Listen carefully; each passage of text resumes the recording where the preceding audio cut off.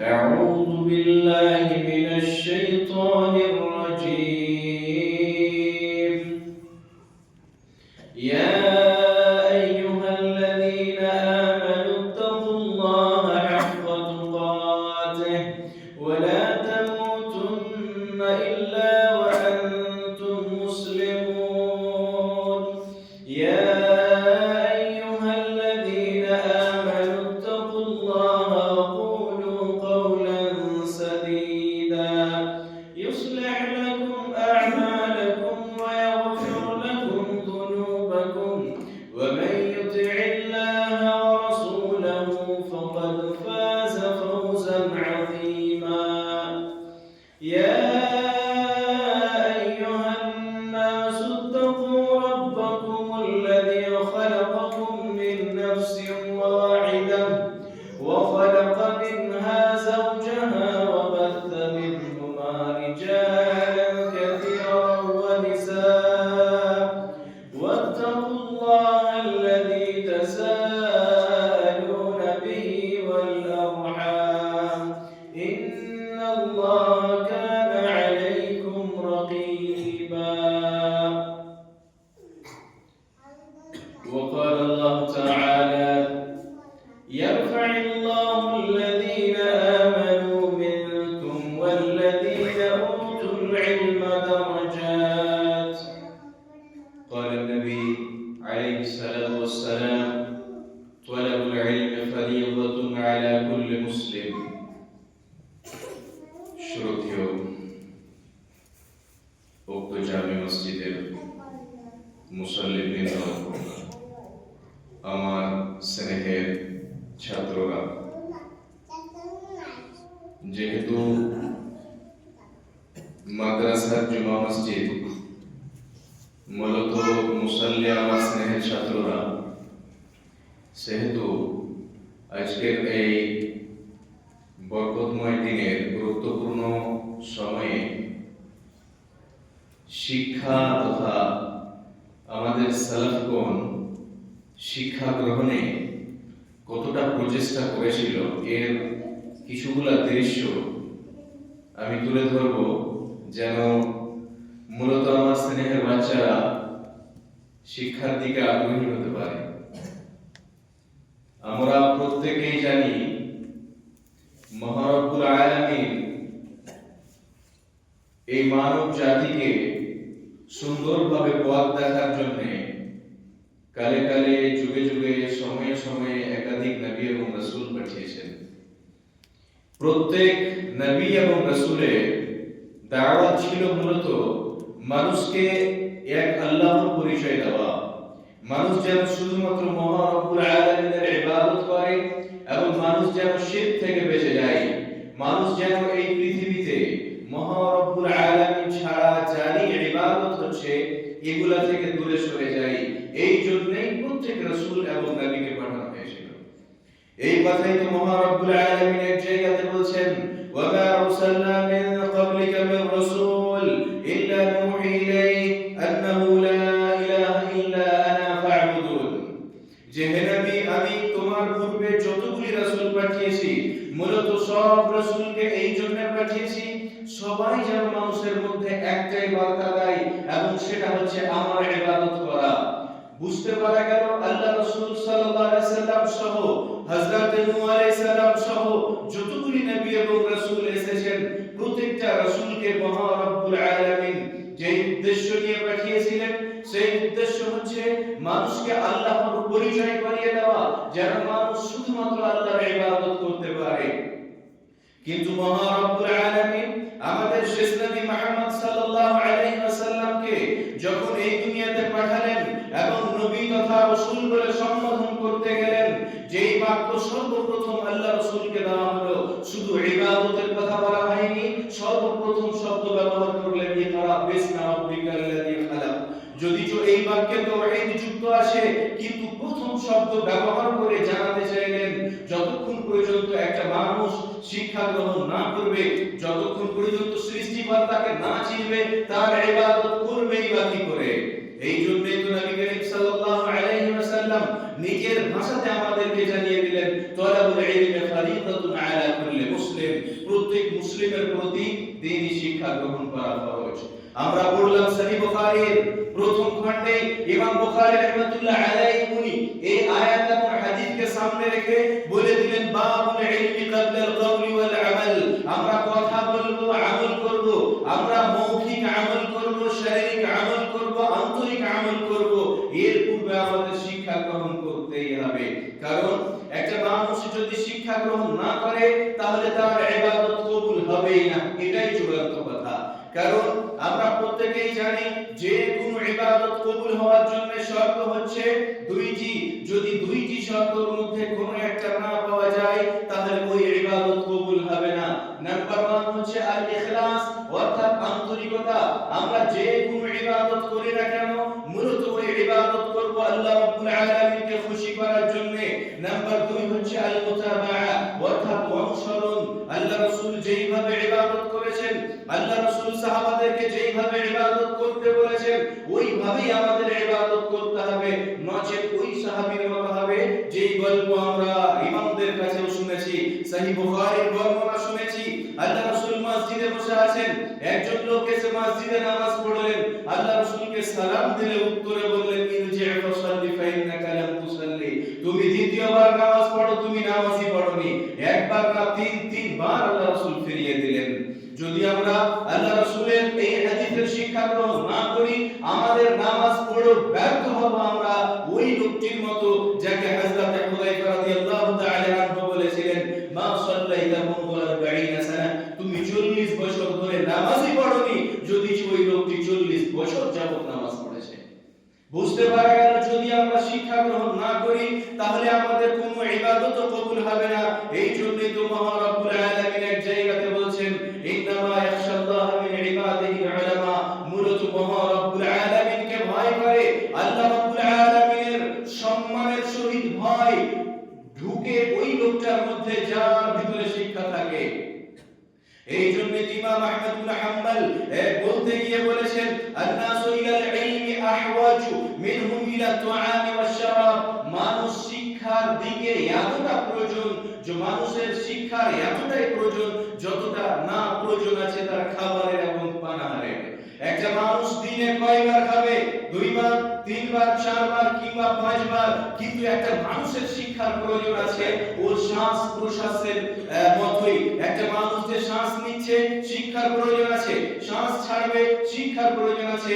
এই জন্য উনি ইমাম আহমদ ইবনে হাম্বল বললেন যে একটা মানুষের খাওয়া দাওয়ার চাইতে বেশি প্রয়োজন হচ্ছে এই দ্বীনি শিক্ষার। শুধু এটা না, যদি আমরা হাসান বাসরি রাহিমাহুল্লাহ একটা কথা শুনি বুঝতে পারবো। উনি বলছেন আল আমিলু আলা গায়রি ইলমিন কাসালিক আলা গায়রি তারিকিন, একটা লোক যদি দিল্লি যেতে চায় আর রাস্তা না চিনে এই দিকে গেল একবার, এই দিকে গেল একবার, ওই দিকে গেল একবার, দিল্লি পৌঁছাতে পারবে না। ওইরকম ভাবে একটা লোকের ভিতরে যদি দ্বীনি শিক্ষা থাকে তাহলে কোন মুহূর্তেই সঠিক আমল করতে পারবে না, ওর আমল আল্লাহ কবুলই করবেন না। এই জন্য দ্বীনি শিক্ষা গ্রহণ করতেই হবে। আমার স্নেহের ছাত্রেরা, দ্বীনি শিক্ষা গ্রহণ করতে গেলে আমাদের কষ্ট হবেই হবে। কষ্ট ছাড়া আমরা দ্বীনি শিক্ষা গ্রহণ করতে পারবো না। এর কারণ হচ্ছে দ্বীনি শিক্ষা গ্রহণ করা এর মানে হচ্ছে জান্নাতি পথকে সোজা করে নেওয়া। একটা মানুষ যদি জান্নাতে যায় তাহলে ওর যে কষ্ট হবে না এইরকম হবে না। কেন মহান রব্বুল আলামিন কোরআনের এক জায়গাতে বলেছেন আম হাসিবতুম আন তাদখুলুল জান্নাহ ওয়ালাম্মা ইয়ালামিল্লাহু আল্লাযীনা জাহাদু মিনকুম ওয়া ইয়ালামাস সাবিরিন, তোমরা কি ভাবছো তোমরা ঈমান নিয়ে চলে আসবে, দাবি করবে আমি একজন মুসলিম, দাবি করবে আমি একজন মুমিন, আর তুমি জান্নাতে প্রবেশ করে যাবে না, এরকমটা তো হবে না। আল্লাহ রাব্বুল আলামিন জানবে তোমাদের মধ্যে কে কতটা প্রচেষ্টা করছে, তোমাদের মধ্যে কে কতটা ধৈর্য ধারণ করতে পারছে। আমি পরীক্ষা করার জন্য যদি তার কাছে শাস্তি পাঠাই, এই শাস্তির প্রতি সে কতটা ধৈর্য ধারণ করছে আল্লাহ রাব্বুল আলামিন দেখবেন, তারপরেই জান্নাতে যেতে পারবে। আমার স্নেহের ছাত্রেরা, আমরা হাদিসে পড়ছি নবী করিম সাল্লাল্লাহু আলাইহি ওয়াসাল্লাম সহিহ বুখারীর বর্ণনাতে বলেছেন হুফাতিল জান্নাতু বিল মাকারিহ ওয়া হুফাতিন নারু বিশ-শাহওয়াত। আল্লাহ রাব্বুল আলামিন জান্নাতকে কষ্টদায়ক জিনিসের মাধ্যমে ঘিরে রেখেছেন, অপছন্দনীয়, মূলত এই পার্থিব জগতের অপছন্দনীয় জিনিসের মাধ্যমে ঘিরে রেখেছেন। আমরা যেটা আমাদের খুশি, যেটা করতে ভালো লাগবে সেটা করব আর আমরা ভাবো জান্নাতে চলে যাব, এটা কোনোদিন হবে না। কিন্তু ওই হাদিসের দ্বিতীয় বাক্যে বলছেন ওয়া হুফাতিন নার বিশাহাওয়াত, যেগুলো আমাদের মন চাইবে, যেগুলো রোম্যান্সের ব্যাপার থাকবে, যেখানে মোবাইলে টিকটক থাকবে আর পাবজি গেম খেলা থাকবে, এগুলা দিয়ে ভেবে নিও জাহান্নামকে ঘিরে রাখা আছে। যদি কোনো মানুষ এই সমস্ত জিনিসের সাথে যুক্ত থাকে, যদিও কোনো মেয়ের সাথে যুক্ত থাকে, যদি মোবাইলের সাথে যুক্ত থাকে, গান বাজনার সাথে যুক্ত থাকে, ভেবে নাও এগুলা দিয়ে ঘিরে আছে জাহান্নামকে। যেহেতু এই দ্বীনি শিক্ষা গ্রহণ করা জান্নাতি পথ, যখন আমরা এই জান্নাতি পথ গ্রহণ করব আমাদের বিপদ আসবেই আসবে। ওই যে অন্য হাদিসে নবী করিম সাল্লাল্লাহু আলাইহি ওয়াসাল্লাম বলেছেন মান সালাকা তারিকান ইয়ালতামিসু ফীহি ইলমান সাহালাল্লাহু লাহু তারিকান ইলাল জান্নাহ, যেই লোকটা ওই পথ অনুসরণ করবে, যেই পথে গেলে দ্বীনি শিক্ষা গ্রহণ করতে পারবে, ওই পথের মাধ্যমে আল্লাহ রাব্বুল আলামিন ওর জান্নাতের পথকে সোজা করে দিবেন। যেহেতু আমরা জান্নাতি পথ অনুযায়ী চলতে চাইছি দ্বীনি শিক্ষা গ্রহণ করার জন্য, সেহেতু আল্লাহ রাব্বুল আলামিন একাধিক বিপদ আমাদের সামনে নিয়ে আসবেন, কিন্তু সব বিপদকে আমাদের সহ্য করতেই হবে। এবার আমরা সংক্ষেপে দেখে নিব যে আমাদের সালাফগণ ওরা কতই না প্রচেষ্টা করেছেন এই দ্বীনি শিক্ষা গ্রহণ করার উদ্দেশ্যে, এবং আমরা কতটা প্রচেষ্টা করছি, আমাদের আরো কত প্রচেষ্টা করা উচিত। আলোচনা লম্বা, সংক্ষেপে আমি তোমাদের বাবু বুঝাতে চাইছি। সালাফ কাদেরকে বলে? আমরা বাৎসরিক আঞ্জুমানের একটা বিষয় রেখেছিলাম মানহাজে সালাফ, ওখানে আমরা শিখেছি সালাফ কাকে বলে। সালাফেরা, আমাদের সালাফগণ এই দ্বীনি শিক্ষা গ্রহণ করার জন্য অনেক প্রচেষ্টা করেছেন। এমনকি ওদের একটা লোগো ছিল, লোগো বুঝতে পারছো? লোগো ছিল ওদের, শিআর বলে আরবিতে যাকে, এইরকম ছিল আল ইলমু মিনাল মাহদি ইলাল লাহদ। আল ইলমু মিনাল মাহদি ইলাল লাহদি এর মানে হচ্ছে শিক্ষা গ্রহণ করতে হবে মায়ের কোল থেকে নিয়ে একেবারে কবরে যাওয়া পর্যন্ত। এই যে বুড়াগুলো বসে আছে, এখানকার কয়েকটা বুড়াকে আমি বলেছি যে আপনারা মাদ্রাসা খুলে রেখেছেন, যে এখানে কেজি থেকে নিয়ে দাওয়া পর্যন্ত শুধু পড়বে, শুধু এদের জন্য মাদ্রাসা খুলে আপনি জান্নাতে যেতে পারবেন না। মাদ্রাসাতে ক্লাস করতে বুড়াগুলাকে আসতে হবে, কারণ শিক্ষা গ্রহণ করার সময় জন্ম থেকে নিয়ে একেবারে কবরে যাওয়া পর্যন্ত। আজকে আপনার বয়স 60 বছর হয়ে গেছে, 30-35 বছর হয়ে গেছে, আপনি আপনার বাচ্চাকে বলছেন আমার মতো তুমি জীবন নষ্ট করিও না। এই বাবুগুলাকে শুধু এটা কথা, আপনি বুড়ো আপনার বলে আপনি বেঁচে যাবেন না, আপনাকে দ্বীনি শিক্ষা গ্রহণ করতে হবে। জানেন না, শিখেন। বাচ্চারা এদের প্রতি আল্লাহর দয়া, এখনই সুযোগ পেয়ে নিয়েছে দ্বীনি শিক্ষা গ্রহণ করার। আপনি সুযোগ পাননি, আজকে বৃদ্ধ বয়স, আপনাকে সকাল সন্ধ্যা চায়ের দোকানে বসে থাকতে হবে না, মাদ্রাসাতে আসতে হবে, ক্লাসে বসতে হবে, হাদিস শুনতে হবে, তাফসীর শুনতে হবে, দ্বীনি শিক্ষা গ্রহণ করতে হবে, নইলে আপনার ভবিষ্যৎ তথা পরকাল অন্ধকারে। সুপ্রিয় দিন ভাই বোন, আমাদের সালাফগণ এই দ্বীনি শিক্ষা গ্রহণ করার জন্য খুবই প্রচেষ্টা করেছেন।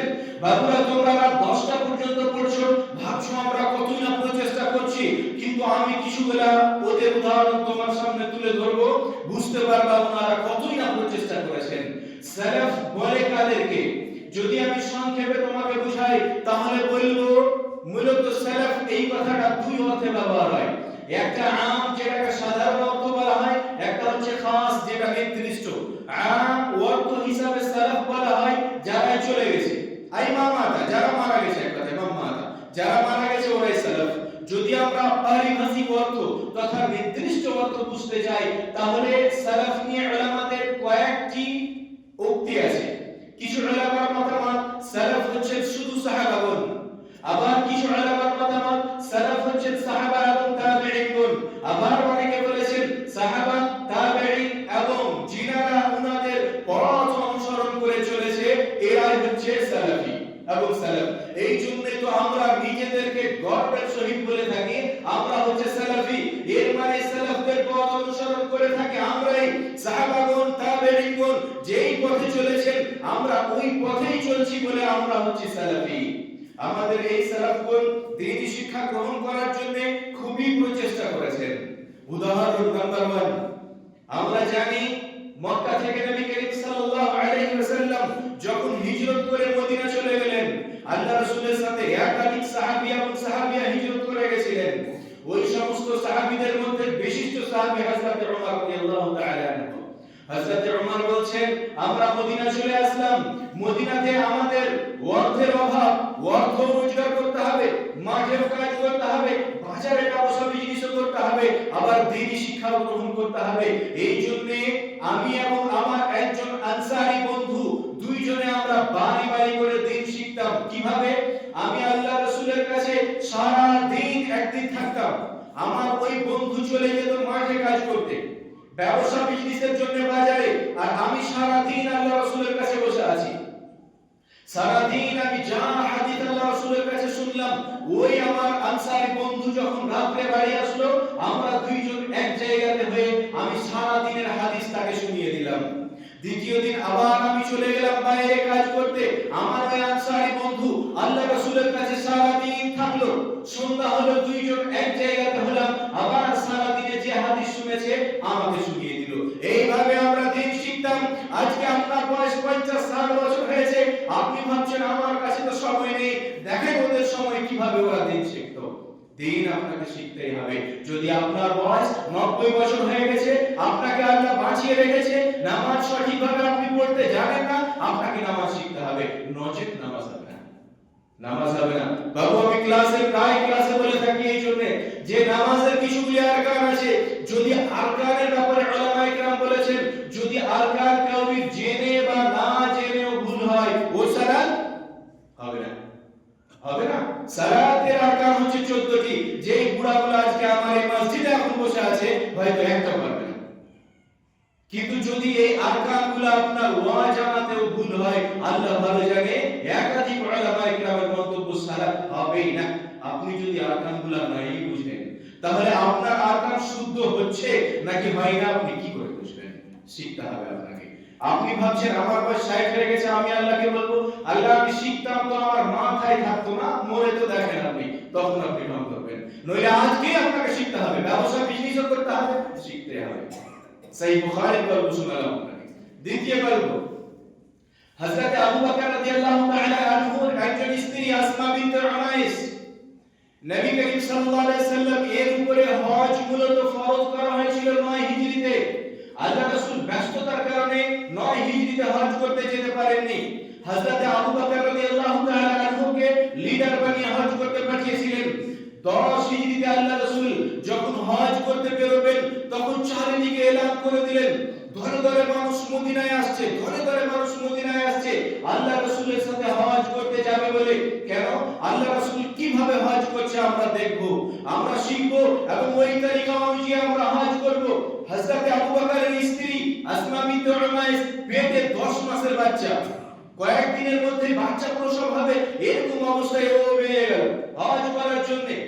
কেউ হাজী সাহেব থাকলে আপনারা জানেন, মদিনা তথা মসজিদে নববী থেকে যেটা যুলহুলাইফা মদিনার মিকাত করা হয়েছে, একেবারে পাশে, এখন আপনার গাড়িতে 10 মিনিটে পৌঁছে দিচ্ছে।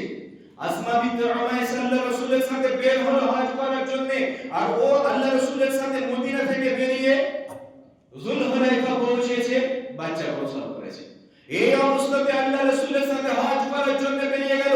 মুহাদ্দিসিনে ইকরাম ব্যাখ্যা করতে গিয়ে বলছেন, উনার আল্লাহ রাসূলের সাথে হজ করতে যাওয়ার মুখ্য উদ্দেশ্য হচ্ছে যেন সে শিখতে পারে।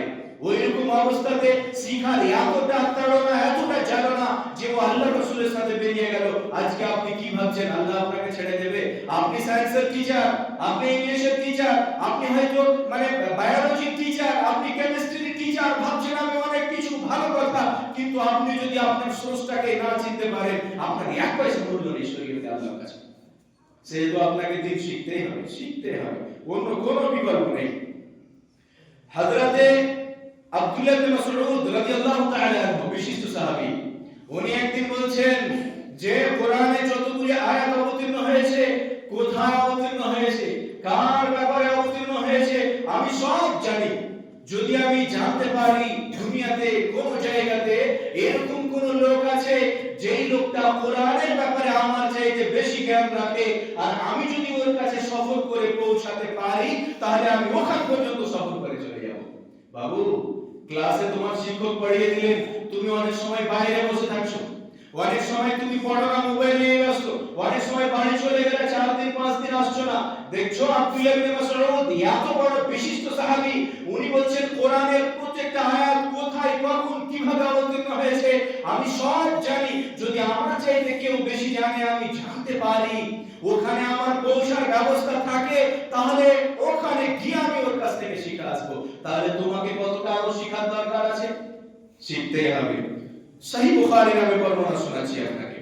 হযরত জাবির রাদিয়াল্লাহু তাআলা আনহু বিশিষ্ট সাহাবী, ইনি একবার শুনলেন কোন এক হাদিসের ব্যাপারে যে এই হাদিসটা অমুক জায়গার একজন সাহাবী জানেন, ওনার কাছে যেতে হবে আমাকে। উনি একটি উট ক্রয় করলেন, কিনে নিলেন, উটে চড়ে 1 মাস পর্যন্ত চললেন একটা হাদিসের জন্য। কয়টা হাদিস? একটাই শুধুমাত্র হাদিস উনি শুনবেন একজন সাহাবীর কাছে, এই জন্য উনি নতুন উট কিনে একেবারে উটে চড়ে চলতে লাগলেন। 1 মাস দিলেন একটা হাদিস শোনার জন্য। আর যেই জনসাধারণ আপনারা আজকের জুমার মসজিদে অ্যাটেন্ড করেছেন, আপনার উদ্দেশ্যে বলছি, এত বড় মাদ্রাসা খুলে রেখেছেন, মাদ্রাসাতে ক্লাস হতে আছে, অন্য সময় আলোচনা হতে আছে, কিন্তু কোনো ভ্রুক্ষেপ নেই ওই সময়ের মুসলমান কেমন আর আপনি কেমন। আর আপনি বলছেন যে আল্লাহ রাব্বুল আলামিন আমাদের সহযোগিতা কেন করছেন না, ইসরায়েলের মাধ্যমে আমাদের এতটা হেনস্থ করা হচ্ছে, তবুও আপনি তো মুসলিম হতে পারেননি। নইলে তো আপনার জন্য আল্লাহ রাব্বুল আলামিন অঙ্গীকার করে রেখেছেন। আল্লাহ বলেছেন ওয়ালা তাহিনু ওয়ালা তাহজানু ওয়া আনতুমুল আ'লাউনা ইন কুনতুম মুমিনিন, যে তোমরা হেনস্থ হবে না, শত্রু পক্ষের কাছে বিজয় হবে না, তোমরাই দুনিয়াতে বিজয় হবে। শর্ত হচ্ছে মুমিন হতে হবে। আপনি শুধু জুমার দিনে মসজিদে এসে বলছেন আমি একজন মুসলিম, আপনার কাছে সহযোগিতা কি করে আল্লাহর কাছ থেকে আসবে? আল্লাহ তো আপনাকে সহযোগিতা করার জন্য অঙ্গীকার করে রাখেননি। আল্লাহ তো অঙ্গীকার করেছেন একজন মুমিনের সহযোগিতা করার, আপনি তো মুমিন হতেই পারেননি।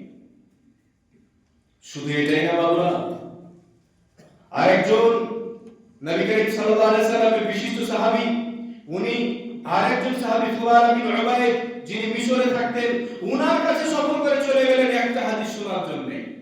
এই সাহাবী যখন ফুদাল বিন উবাইদের কাছে গিয়ে পৌঁছেছে, তো উনি একে দেখে, ভাই সাহাবী এসেছে, আসসালামু আলাইকুম, আসো, গলায় গলা লাগাচ্ছে, ওর আপ্যায়ন করবে। এই সাহাবী বলছে তোমার আপ্যায়ন গ্রহণ করার জন্য আসেনি, আমার মেহমান নওয়াজি করতে হবে না, কুটুমতালি করতে আসেনি, আমি তোমার কাছে আমি হাদিস শুনতে এসেছি। ওই যে একটা হাদিস তুমি আর আমি আল্লাহ রাসূলের কাছে শুনেছিলাম, আমি ভাবলাম যে তোমার মারা যাওয়ার আগে আগে হাদিসটা আমি তোমার কাছে আরেকবার শুনে নিই। কতটুকু চেষ্টা করতেন ওনারা একটা হাদিসের জন্য, শুধু এক জায়গা থেকে অনেক দূর চলে যেতেন শুধু শুনতে, একটাই মাত্র হাদিস। শুধু এটা না, লম্বা লম্বা গল্প। আমি আর কয়েকটা গল্প শুনিয়ে বক্তব্য শেষ করব। আমরা একজনের নাম সবাই শুনেছি, সাঈদ ইবনে মুসাইয়্যিব, একজন বড় মাপের তাবেঈ। উনি বলছেন যে আমরা শুধুমাত্র একটা হাদিসের জন্য কয়েক দিন কয়েক রাত পর্যন্ত চলতাম। আমরা শুনলাম এরকম একটা হাদিস অমুক জায়গাতে একজন মাওলানা বর্ণনা করছেন, তো উনি এখান থেকে চলতে লাগলেন। এখান থেকে হয়তো তেলেঙ্গানাতে একজন মাওলানা আছেন, একটা হাদিস শোনাচ্ছেন, হায়দ্রাবাদে একজন মাওলানা একটা হাদিস শোনাচ্ছেন। কয়েকদিন লাগবে ওখানে যেতে, মাত্র একটা হাদিসের জন্য চলতে লাগলেন। চলতে চলতে ওখানে গিয়ে শুনে এসেছেন। কতটা তাহলে ওদের শিক্ষা গ্রহণের কারণ ছিল, বাসনা ছিল, এবং কতটা ওদের আগ্রহ এবং চাহিদা ছিল। শুধু এটা না, একজন আবুল আলিয়া বলে তাবেঈ, উনি বলছেন যে আমরা যখন কোন আল্লাহ রাসূলের সাহাবীর নাম শুনে শুনতাম যে এই হাদিসটা আল্লাহ রাসূলের অমুক সাহাবা বর্ণনা করেছেন, আমরা অনেক দূরে থাকতাম, শুনতাম যে ওই সাহাবীটা বাসরায় আছে, ওই সাহাবীটা মদিনায় আছে, তো আমরা ছুটতাম ওই সাহাবীর কাছে যে ওর মুখ থেকে আমরা গিয়ে হাদিসটা শুনে আসি। কতটুকু চেষ্টা করতেন ওনারা। শুধু এটা না, ইমাম আহমদ ইবনে হাম্বল সবাই চিনো বাচ্চারা, ওনার দুই একটা গল্প শুনো। ইমাম আহমদ ইবনে হাম্বল বলছেন আমি যখন ছোট বাচ্চা ছিলাম, দ্বীনি শিক্ষা গ্রহণ করতে হবে, মাদ্রাসার ক্লাসের মতো অনেকগুলো মাদ্রাসা ছিল না, মাদ্রাসায় বসে থাকতেন, আমরা গিয়ে হাদিস শুনতাম, যদি লেটে যাই অনেক পিছনে পড়ে যাব, ওই জন্য ফজরের আযানের অনেক আগে বেরিয়ে ছুটতাম। আমার মা পিছন দিক থেকে ধরে আমাকে টানতো যে বাপ, মা তো মায়া হবে বাচ্চার উপর, বাবু একটু দাঁড়াও, ফজরের আযান হয়ে যাক তারপরে তুমি যাবে। কিন্তু আমি মায়ের কথা শুনতাম না, ফজরের আগেই বেরিয়ে ছুটতাম। তার মানে তোমাদের তাহলে জানতে কখন হবে? ফজরের আগে। ফজরের আগে না জামাত আমাদের মিস হবে, আর না ফজর পরে আমরা ঘুমাবো, ওই সময়টাকে আমরা কাজে লাগাবো। শুধু এটা না, আহমদ ইবনে হাম্বলকে একবার জিজ্ঞাসা করা হলো যে আহমদ ইবনে হাম্বল, তুমি কতদিন পর্যন্ত দ্বীনি শিক্ষা গ্রহণ করবে? তো উনি উত্তরে বলছেন, আনা আতলুবুল ইলম ইলা আন উদখাল কবর, আমাকে কবরে রেখে আসা পর্যন্ত আমি দ্বীনি শিক্ষা গ্রহণ করতেই থাকবো। আজ আপনার বয়স 70 হয়ে গেছে, ওই জন্য আপনি দ্বীনি শিক্ষা গ্রহণ করবেন না? আপনার এই জুমার সালাতে একদিন পড়তে আসছেন, এটাই হচ্ছে কিনা আপনি জানেন? সেহেতু দ্বীনি শিক্ষা আপনাকে গ্রহণ করতে হবে। শুধু এটাই না, শুধু এটা না, আরো যদি আমরা কিছুগুলা গল্প শুনি বুঝতে পারবো। আহমদ ইবনে হাম্বল একবার রাস্তা দিয়ে চলছেন, উনার সাথে অন্য একজন আছে। তো উনাকে অন্য একজন জিজ্ঞাসা করছে যে একটা মানুষ যদি হাদিস শিখতে চায় এবং যদি 30,000 হাদিস কেউ শুনে নাই, শিখে নাই, লিখে নাই, তাহলে ও কি হাদিস শিখতে পারলো? ইমাম আহমদ ইবনে হাম্বল একেবারে চুপ আছেন। আবার বলছে কেউ যদি 50,000 হাদিস নোট করে নাই, শিখে নাই, মুখস্থ করে নাই, আবার চুপ আছেন। আবার বলছে যদি কেউ 1,00,000 হাদিস নোট করে নাই, শিখে নাই, বলছে তাহলে কিছুটা শিখতে পারবে। আপনি কি শিখেছেন? আপনার বয়স তো 70 বছর হয়ে গেল, একটা হাদিস আপনি আলেমের কাছে শুনেও রেখেছেন, এটা কি গোড়া থেকে শেষ পর্যন্ত বলতে পারবেন? তাহলে আপনি উনাদের কাছে কি শিখলেন? উনারা মুসলিমই মনে করতেন না, আপনাকে মুসলিমই মনে করতেন না। শুধু এটা না, যদি আমরা আরো অনেক গল্প শুনি, অনেক বুঝতে পারবো। ইমাম বুখারী রাহিমাহুল্লাহ ব্যাপারে একাধিক গল্প বলা হয়েছে। ইমাম বুখারী রাহিমাতুল্লাহ আলাইহি যখন রাতে ঘুমাতেন, তো রাতে 15 থেকে 20 বার পর্যন্ত জাগতেন আর বাল্ব জ্বালাতেন আর পড়তেন। রাতে শুতে গেলেন, উনি পড়া মনে নিয়ে আসছেন, কোন কথা হয়তো ওনার মনে আসলো, উনি বাল্ব জ্বালিয়ে দিলেন, আবার দেখতে লাগলেন, আবার ঘুমিয়ে গেলেন, আবার ঘুম ভাঙলেন, আবার উঠলেন। এইভাবে করে 15, 16, 17, 18, 19, 20 বার করে রাতে জাগতেন ঘুমার পরে। ওনারা তো প্রত্যেকদিন তাহাজ্জুদের নামাজ পড়তেন, তারপরেও ঘুমার সময়টাতে এতটা প্রচেষ্টা করতেন ওনারা। এইভাবে ওনারা শিক্ষা গ্রহণের দিকে এগিয়ে থাকতেন। ইমাম বুখারী রাহিমাহুল্লাহর ব্যাপারে একটা গল্প বর্ণনা করা হয়েছে যে উনি একবার শিক্ষা গ্রহণ করার জন্য ওনার এক শিক্ষকের কাছে গেলেন। তো ওখানে যাওয়ার পরে ওনার যা খরচপাতি ছিল সব খরচ শেষ। কি করবেন, কি খাবেন? তো আদাব তালিবুল ইলম নামে একটি বই আছে, গল্প বর্ণনা করা হচ্ছে যে উনি শুকনো লকড়িগুলা চুষে 3 দিন কাটিয়েছেন, তারপরে তিনি শিক্ষা গ্রহণ করে যাচ্ছেন। আজকে তো তোমার বাবাকে ফোন করলে আমার 2000 টাকা লাগবে, সঙ্গে সঙ্গে পাঠিয়ে দিল। তোমার বাবাকে ফোন করলে আমার নতুন জামা লাগবে, 2টা 3টা 5টা জামা পাঠিয়ে দিল। কিছু নেই ওনার কাছে। এইভাবে তিনি শিক্ষা গ্রহণ করে যাচ্ছেন। উনি বলছেন 3 দিন আমি এইভাবে কাটিয়ে দিলাম। এরপরে একটা অপরিচিত লোক আমার কাছে আসলো, একটা ব্যাগ দিল, ব্যাগের মধ্যে কিছু টাকা পয়সা ছিল, আমাকে বলল তুমি এটা খরচ করো। আল্লাহই ভালো জানে, আল্লাহর পক্ষ থেকে হয়ে এসেছিল। শুধু এটা না, যদি আমরা আরো দেখি তাহলে বুঝতে পারবো। একজন আমাদের সালাফ, উনি বলছেন রাতে আমি পড়তাম, আমার মা আমাকে নিষেধ করতো, পড়তে দিত না। আমি রাতে কি করতাম, চেরাগ জ্বালিয়ে নিলাম, চেরাগে পড়ছি, দেখছি আমার মা আমাকে চেক করতে আসবে। একটা বড় কোনো জিনিস, ওই ধামাগুলো আছে বা গামলাগুলো আছে, আমি চেরাগটাকে ঢেকে দিতাম আর শুয়ে যাওয়ার ভান করতাম যেন আমার মা বুঝতে না পারে। দেখলাম মা চলে গেছে, আবার আমি উঠে পড়তে লাগলাম। তাহলে ওরা কত চেষ্টা করতো। আর আজকে বাবা মা শিক্ষকরা লাঠি নিয়ে তোমাকে পিটিয়ে পড়াতে পারে না। ওনারা কত চেষ্টা করতেন। শিক্ষক নিষেধ করছে, মা নিষেধ করছে, বাবা রাতে ঘুমাও, কিন্তু ও মাকে ফাঁকি দিয়ে আবার পড়াশোনার জন্য ব্যস্ত। পড়াশোনা বাবু এইভাবেই করতে হবে, এইভাবে আমাদের করতে হবে।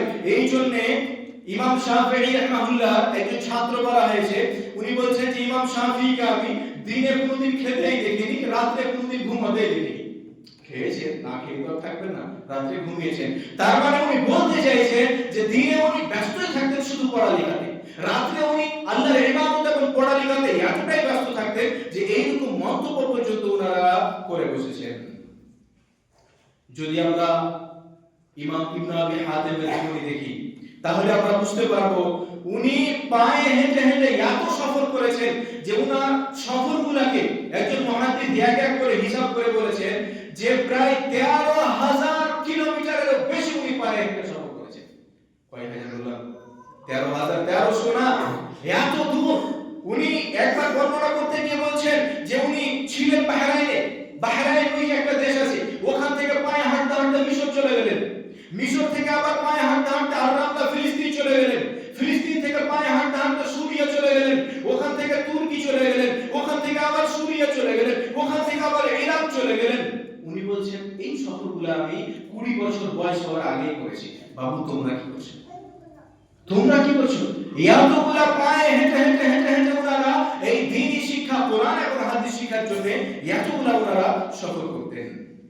খতিব বাগদাদি রাহিমাহুল্লাহ ব্যাপারে বলা হয়েছে যে উনি 3 বৈঠকে সহিহ বুখারী পুরো ওনার শিক্ষককে বসে শুনিয়ে দিয়েছেন। 3 বার বসে 3 বৈঠকে সহিহ বুখারী পুরো উনি শুনিয়ে দিয়েছেন। একজন আমাদের সালাফদের জীবনে লিখতে গিয়ে একজন লিখছেন যে আমি আমার শিক্ষকের কাছে একটা পড়া শুনলাম, পড়লাম, কিন্তু ওই পড়াটা আমার ভালোভাবে বুঝতে পারলাম না। এবার আমি লাগলাম নিজে মোতালা করতে। তুমি বলছে যে আমি যোহরের পরে আমি মোতালা করতে লাগলাম, পড়েই যাচ্ছি বুঝতে পারি না। সন্ধ্যা হয়ে গেল, শুধু নামাজের টাইমে নামাজ পড়ছি, খাওয়ার টাইমে খাচ্ছি, পড়েই আছি। আবার মাগরিবের নামাজ পড়ে আমি বসলাম, ঈশার নামাজ পড়ে বসলাম, ফজর হয়ে গেল, ফজরের নামাজের পরে আবার বসলাম। তার অনেকক্ষণ পর আমি ওই পড়াটা বুঝতে পারলাম। কথা বুঝতে পারলাম? ক্লাসে একটা পড়া বুঝতে পারিনি, নিজে ওর এটা ওটা নোট আর কিছু নিয়ে বসে থাকলো পড়তে পড়তে পড়তে জোহর থেকে নিয়ে সকাল 7টা করে দিল। তারপরে ও বলছে যে আমি তখন ঘুমালাম। আমার দরবারকে বললাম ভাই আমাকে নামাজ না, আজান দিবে জোহরের তখন গেলাম।